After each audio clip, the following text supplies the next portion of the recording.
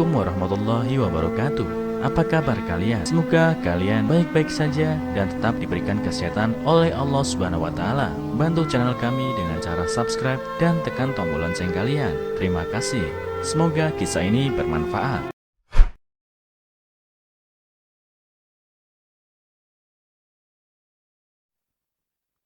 Anak ini selalu ranking 23, tapi saat rapotnya dibuka, terungkap hal mengejutkan ini dan kisahnya viral.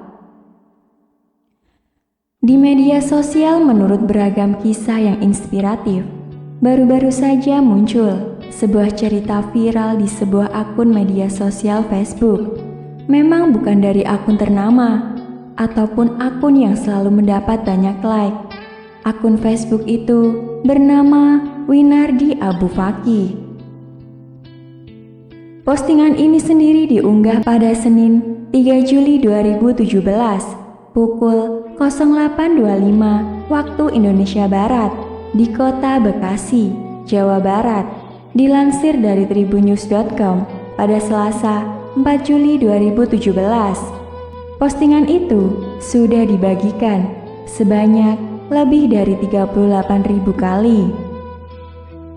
Sementara sudah ada lebih dari 10.500 komentar dan lebih dari 59.000 like. Postingan Winardi Abu Fakih itu judulnya Anakku Ranking ke-23. Singkat cerita, ini postingan tersebut adalah sebuah kisah dan sebuah foto yang menunjukkan seorang anak sedang membantu orang tuanya di dapur. Ceritanya, anak tersebut selalu mendapat ranking ke-23 di kelasnya.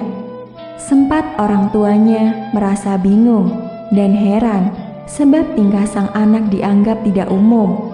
Juga saat ditanya tentang cita-citanya, anak itu malah menjawab dengan tegas kalau dia ingin menjadi guru TK.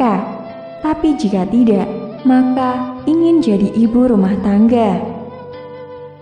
Namun, orang tuanya kemudian sadar ketika mendapati kenyataan saat akhir ujian semester. Memang anaknya kembali mendapat ranking 23. Namun, orang tuanya mendapat keterangan dari wali kelasnya dan itu mengejutkan mereka. Dia mengatakan ada satu hal aneh yang terjadi. Hal yang pertama kali ditemukannya selama lebih dari 30 tahun mengajar. Dalam ujian bahasa, ada sebuah soal tambahan. Dalam soal itu tertera, siapa teman sekelas yang paling kamu kagumi dan apa alasannya? Dan jawaban dari semua teman sekelasnya sama. Tak ada satupun yang berbeda. Mereka serentak menuliskan nama anakku. Mereka bilang, karena anakku sangat senang membantu orang, selalu memberi semangat, selalu menghibur, selalu enak diajak berteman, dan banyak lagi. Konten postingan ini membuat para netizen merasa terenyuh, dan banyak yang memuji orang tua maupun anak itu. Terinspirasi banget, idolic it, kata Saifullah dalam komentarnya.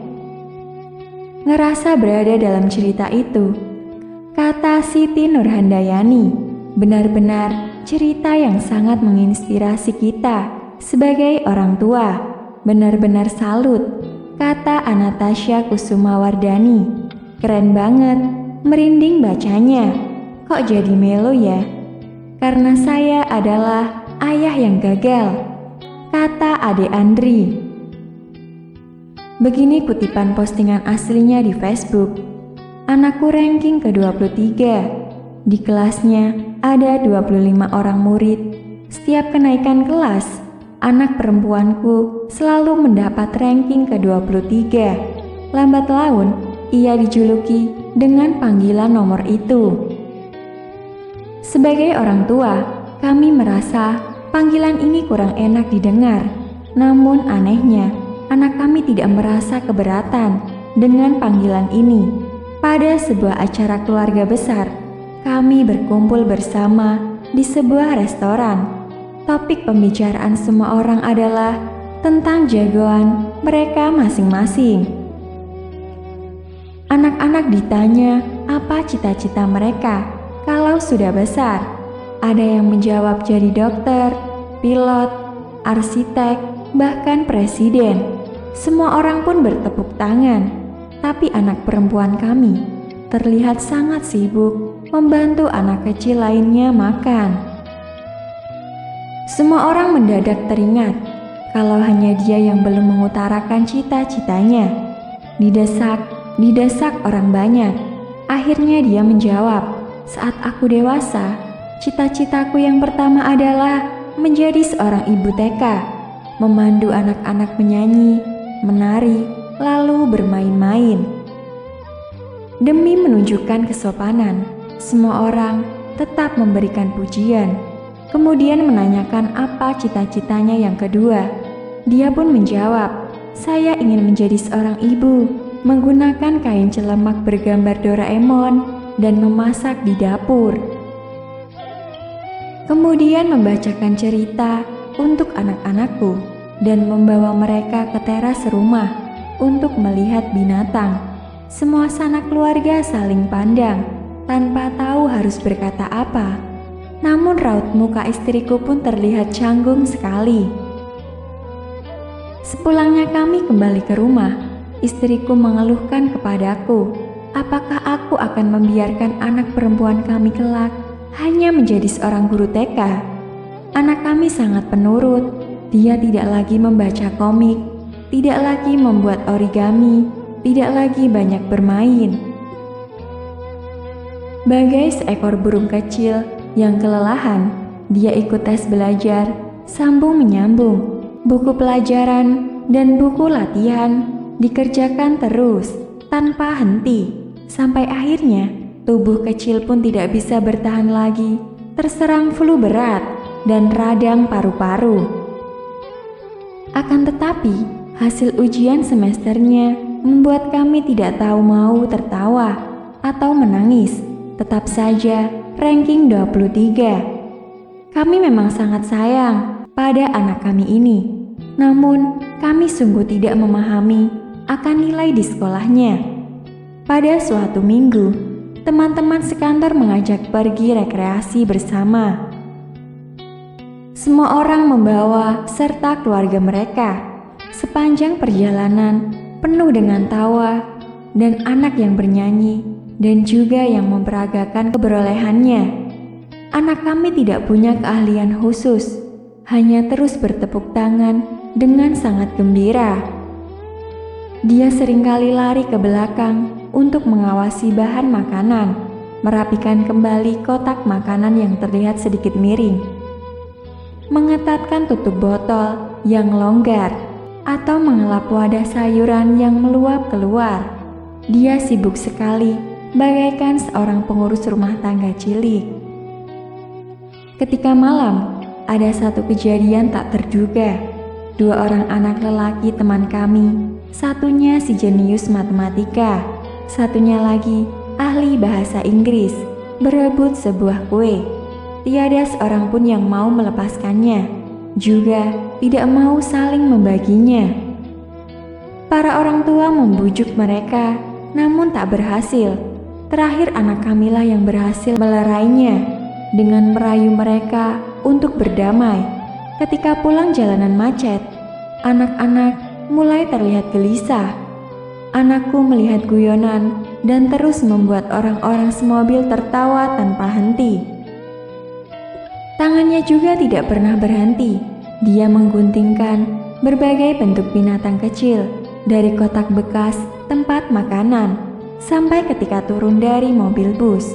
Setiap orang mendapatkan guntingan kertas berbentuk hewan masing-masing dan mereka terlihat begitu gembira. Selepas ujian semester, aku menerima telepon dari wali kelas anakku.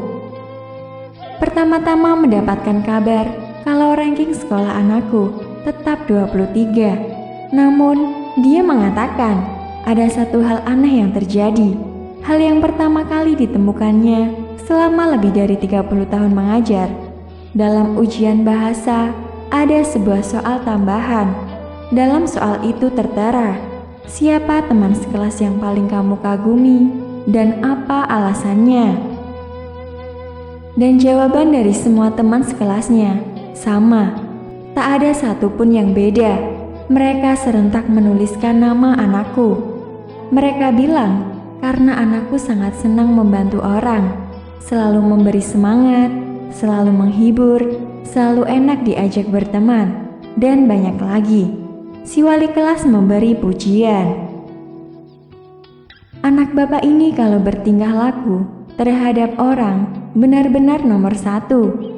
Tak berselang lama, aku mencandai anakku dan berkata padanya, suatu saat kamu akan jadi pahlawan.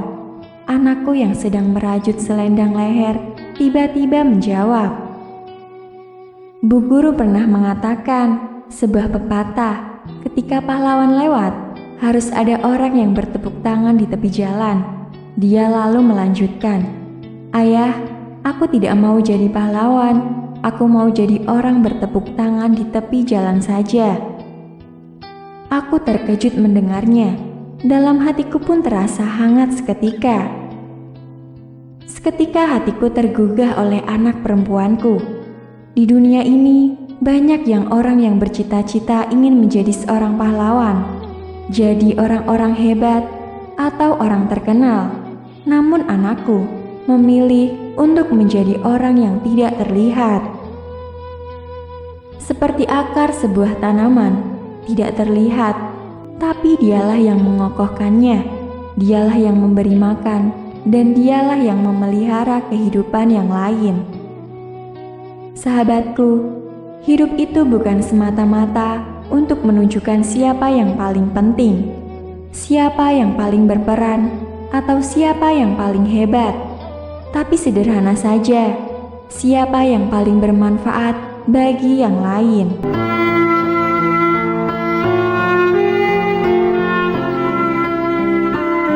Assalamualaikum warahmatullahi wabarakatuh. Apa kabar kalian? Semoga kalian baik-baik saja dan tetap diberikan kesehatan oleh Allah Subhanahu wa taala. Bantu channel kami dengan cara subscribe dan tekan tombol lonceng kalian. Terima kasih. Semoga kisah ini bermanfaat.